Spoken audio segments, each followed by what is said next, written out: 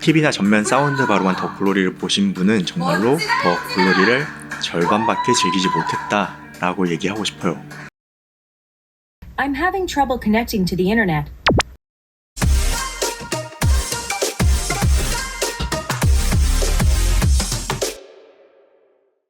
안녕하세요, 영립입니다.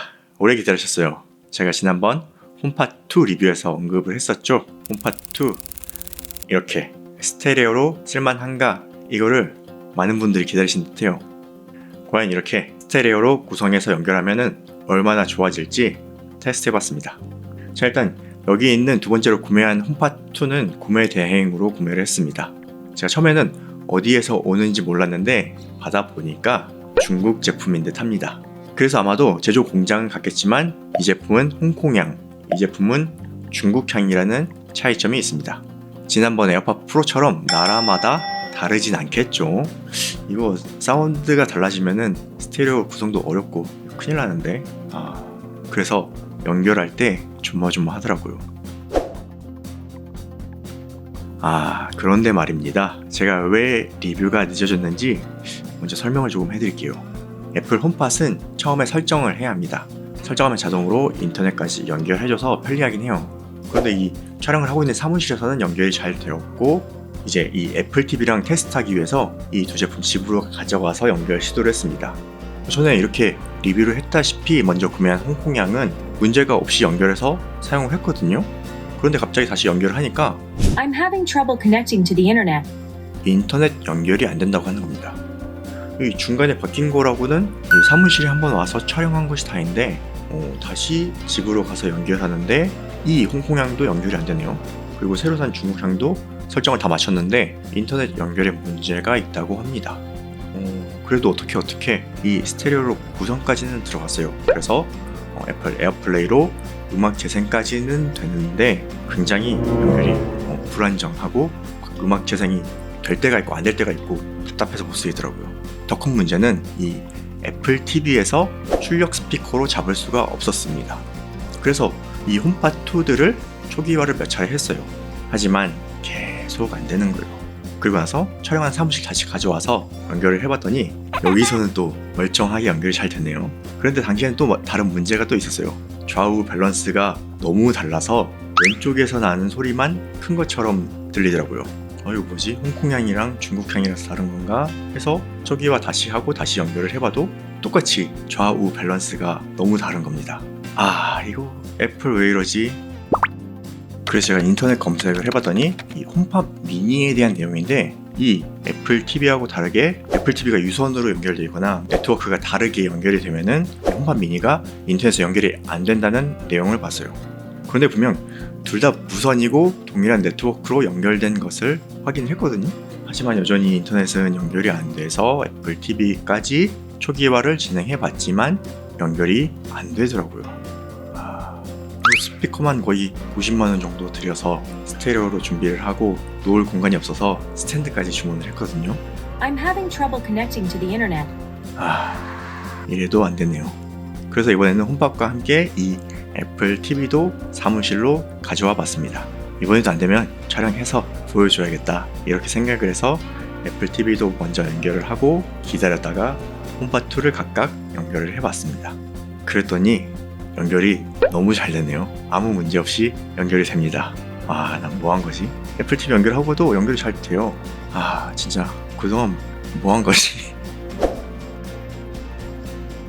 다행히 여기서는 연결이 잘 되었습니다. 그리고 이번에는 좌우 밸런스도 문제가 없이 연결이 잘 되더라고요. 그래서 여기 사무실에서 테스트를 진행해 봤습니다. 현재 홈팟2의 버전은 16.4.1입니다. 테스트가 조금 미흡해서 버전별 비교가 들어가지는 못했어요. 그래서 이게 이 장소가 달라져서 그런지 버전이 달라져서 그런지까지는 확인은 못했습니다만 결론적으로 좋아졌습니다. 아마도 애플이 제 이전 영상을 보고 새롭게 튜닝을 해준 것이 아닌가 생각이 들긴 하는데, 진실은 애플만 알 수 있겠죠. 일단 애플 제품은 이 주변 환경을 파악해서 주변에 맞춰서 사운드를 조절해주는 기능이 있어요. 자동으로 조절을 합니다. 그래서 적당한 볼륨으로 여러가지 음악을 약 30분 정도 재생을 먼저 해줍니다. 공간을 파악할 수 있게요. 그리고 나서 측정을 진행해 봤습니다. 이전에 거실에서 측정할 때도 충분히 음악을 재생했었는데 그때는 여기 2에서 300Hz 저역의 부스트가 있어서 너무 벙벙대는 소리라고 생각했는데 애플이 이걸 바꿔줬어요. 여기 300Hz가 확 눌렸는데 진짜 여기 이 차이가 너무 큽니다. 300Hz 적당히 눌러주고 피크가 살짝 있긴 하지만 전체적으로 극저음 쪽을 더 잘 살려줬어요. 그런데 저는 극저음이 너무 세서 부담스럽긴 합니다. 그래도 지난번보다는 전반적인 밸런스가 확실하게 좋아졌어요. 정말 신기한 거는 이 사이즈에서 극저음을 이렇게 올리긴 힘들거든요. 그런데 많이 좋아졌네요. 그리고 이 스피커 측정 데이터는 공간에 따라 달라질 수 있는 데이터이기 때문에 변화를 참고만 해주시기 바랍니다. 이번에는 레벨별 변화입니다. 마이너스 30, 마이너스 20, 마이너스 10, 그리고 0dB까지 측정을 해봤습니다. 작은 사이즈에서 저음과 볼륨이 상당히 올라갑니다. 전반적으로 극저음의 강조가 들어간 웜틸트 사운드입니다. 이렇게 라인이 그려지죠. 마이너스 10dB에서는 극저음이 살짝 빠지고 0dB에서는 극저음이 더 올라가지 않아요. 아마도 이 정도가 홈파2가 낼 수 있는 최대 한계치라고 보시면 됩니다. 이번 그래프는 새로 산 중국향 홈파2입니다. 약간의 차이가 있어 보이지만 거의 비슷하죠. 마이너스 30dB 레벨부터 비교해서 보여드릴게요. 중국향이 극저음이 조금 더 나오는 것만 빼면 정말 많이 비슷합니다. 이게 생산 시기나 생산 라인이 다를 수 있을 텐데 그리고 측정할 때 편차도 물론 있을 텐데 이 정도면은 놀라울 정도로 비슷하다고 볼 수 있습니다. 다음 마이너스 20dB 여전히 비슷한데 극저음이 조금 튀네요. 그런데 이 저음의 한계가 또 정말 놀랍긴 합니다. 하지만 왜 이렇게 높게 세팅을 해놨는지는 진짜 알 수가 없네요. 마이너스 10dB를 보면 많이 비슷해졌습니다. 특히 100에서 500Hz는 라인이 한 개로 보일 만큼 똑같네요. 정말 신기할 정도로 똑같습니다. 마지막 0dB도 거의 비슷하죠. 제가 처음에는 좌우 밸런스 문제가 있다고 했었는데 그거는 일시적인 문제였나봐요. 현재는 좌우 밸런스 아주 좋게 잘 나옵니다. 이 홈파2를 세트로 구성하는데 약 90만원 정도가 들었습니다. 그렇다면 이 가격에서 사운드가 정말 살만한가 라고 볼 때 이 부분은 취향에 따라 많이 갈릴 것 같아요. 기본적으로 극저음의 강조가 들어간 웜틸트 사운드예요. 만약에 여러분이 일반적인 블루투스 스피커나 아샤리나 제네렉 같은 집에서 사용하는 블루투스 스피커를 사용하고 있었다 그러면 아주 좋은 사운드라 생각하실 거예요. 특히나 이 홈파2를 스테레오로 구성하면 아주 좋죠. 그리고 제가 생각할 때 이 홈팟의 아주 큰 장점은 공간을 확실하게 잘 채워줍니다. 보통의 스피커가 소리가 나는 것과 거리가 좀 멀어지면 볼륨이 많이 떨어지는데 이렇게 스테레오로 구성을 해놓고 소리를 좀 올려보니까 이 공간이 꽉 차는 듯한 느낌이 들더라고요. 저기 한쪽 구석에 가서 들어도 소리가 많이 준다는 느낌이 없어요. 보통의 다른 블루투스 스피커보다는 조금 더 공간을 채워준다는 느낌이 들었습니다. 하지만 만약에 여러분이 이렇게 제대로 된 2채널 스피커를 듣고 있었다면 과한 극저음에 놀라 자빠질 확률이 매우 높습니다. 실제로 홈팟 원도 제가 듣기에는 저음이 과하다고 생각을 해서 음악 감상용으로는 부적절하다라고 생각을 하지만 잘 사용하고 계시는 분이 생각보다 많습니다. 그리고 저처럼 극저음 사운드가 부담스럽다 하시는 분에게 나름의 대안이 있어요. 이번에 테스트하면서 극저음이 더 많이 올라왔잖아요. 그러니까 베이스 줄이기의 효과가 아주 좋아졌습니다. 이 그래프는 약 80dB 레벨에서 베이스 줄이기를 켰을 때 60Hz 기준 약 9dB 정도 내려갑니다. 저는 여기 한 300Hz, 400Hz부터 내려가기 시작하면 좋겠는데 200Hz 아래부터 내려가기 시작하네요. 그래서 베이스가 확실히 깔끔하게 들리는데 문제는 이게 적당한 레벨인데 베이스가 또 확 빠지는 느낌, 이 역체감이 심해서 또 너무 심심하게 들리는 거예요. 이건 취향이니까 이런 기능이 있다는 점 참고해서 사용하시기 바랍니다. 자, 홈팟2의 추가적인 용도로 사운드 바로 활용하시는 목적이 크죠.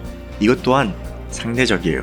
여러분이 만약에 사운드 바하고 서브 우퍼가 결합된 2.1 채널 정도의 사운드 바를 사용하신다면 홈팟2 스테레오 세팅은 아주 만족스러울 수 있습니다.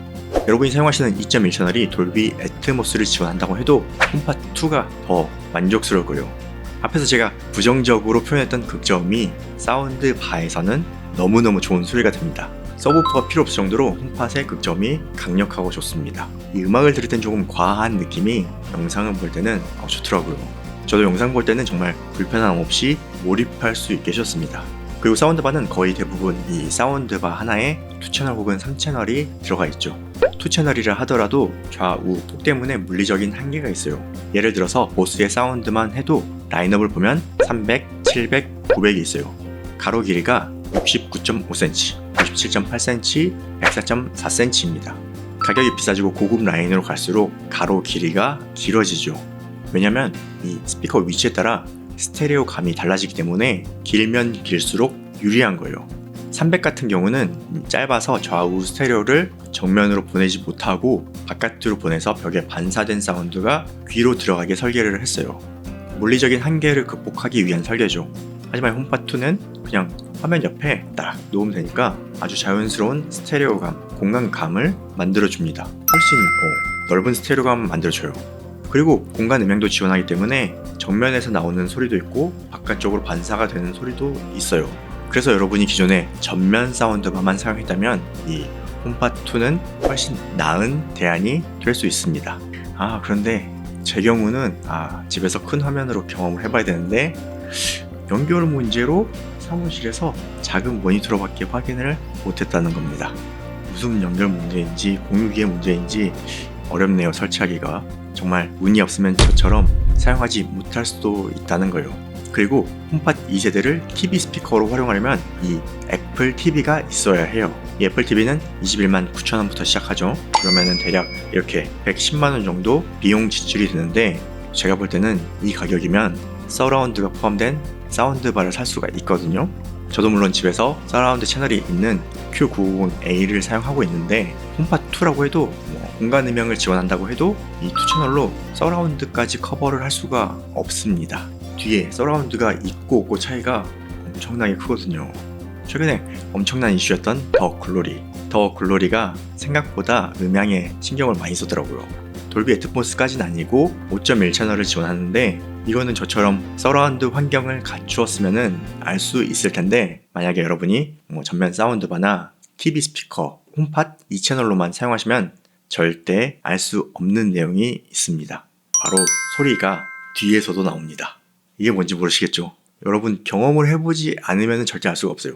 이게 특정 장면에서 나오는 이 효과음도 있지만 대화를 할 때 앞하고 뒤에서 소리가 나와서 제가 그 사람들 중간에 들어간 듯한 몰입감을 만들어주거든요. 여러분 이거 모르는 사람 절대 모를 거예요. 이 장면이 아주 유명하죠. 파이팅 박연진! 브라보! 여기 브라보는 앞 채널만 있으면 소리가 작아지면서 이건 뒤에서 나오는 소리겠지 하고 추측만 할 뿐 실제로 서라운드가 있으면 뒤에서 브라보가 크게 나옵니다. 멋지다 연진아! 스테레오로 구성해서 공간 음향 지원하니까 멀티 채널을 만들어 줄 것 같지만 소리가 앞에서만 나오고 뒤에서는 나오지 않더라고요. 이래서 서라운드가 있고 없고 차이가 꽤 큽니다. TV나 전면 사운드바로만 더 글로리를 보신 분은 정말로 더 글로리를 절반밖에 즐기지 못했다 라고 얘기하고 싶어요. 정말로 영상에 몰입하려 한다면 서라운드가 있는 스피커 구성을 추천해드려요. 결론적으로 이 전면 채널만 있는 사운드바하고 비교하면 괜찮지만 이 애플 TV까지 110만원이라는 가격을 생각하면 서라운드 달린 사운드바로 구성할 수가 있거든요. 이 서라운드가 있다가 없으면은 이것 또한 입체감이 엄청나서 너무 아쉽습니다. 그래서 애플에 부탁하고 싶은 것이 있어요. 애플은 제 영상 잘 보시는 것 같은데 이렇게 사운드 튜닝도 바꿔주고요. 제가 원하는 건 말이죠. 일단 스테레오로 전면에 사용하는 건 되잖아요.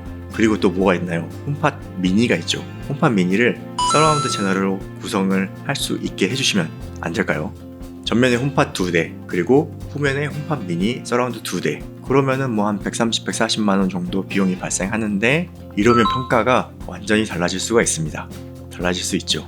이 서라운드가 확실하다면 웬만한 사운드바보다 좋을 수 있습니다.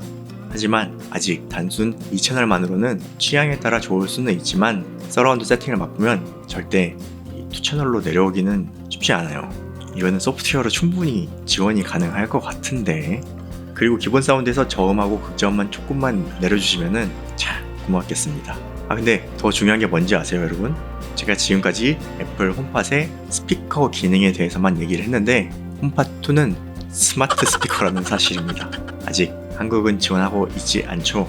굳이 지금 사야 할 이유를 어떻게 찾아야 할까요? 네, 오늘은 홈팟 2를 스테레오로 구성하면 살만한가를 살펴봤습니다. 결론적으로 저는 아직 시기상조라고 생각합니다. 이 사운드 튜닝이 음악용보다는 영상에 가까운데 아직 서라운드는 지원하지 않아요. 그런데 이건 또 해결 가능한 문제거든요. 그러니까 애플에서 홈팟 미니를 서라운드로 구성해주면 아주 좋겠습니다. 기도라도 해야 될까요? 사운드 튜닝도 조금만 해주시고, 아닌가? 사운드는 영상으로 위에 이렇게 가는 것도 나쁘진 않을 것 같아요. 베이스 줄이기 기능이 있으니까요. 음악이나 영상에 따라서 그걸 자동으로 바꿔주면 정말 좋긴 할 것 같은데, 애플에서 꼭 보시고 구성을 조금만 손봐주시면 참 고맙겠습니다.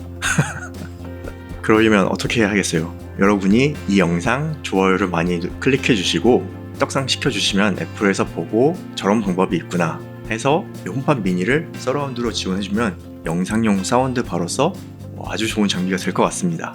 그리고 확실히 한국어를 지원하기 전까지는 시기상조라고 생각합니다.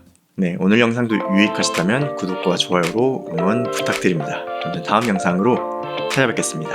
고맙습니다.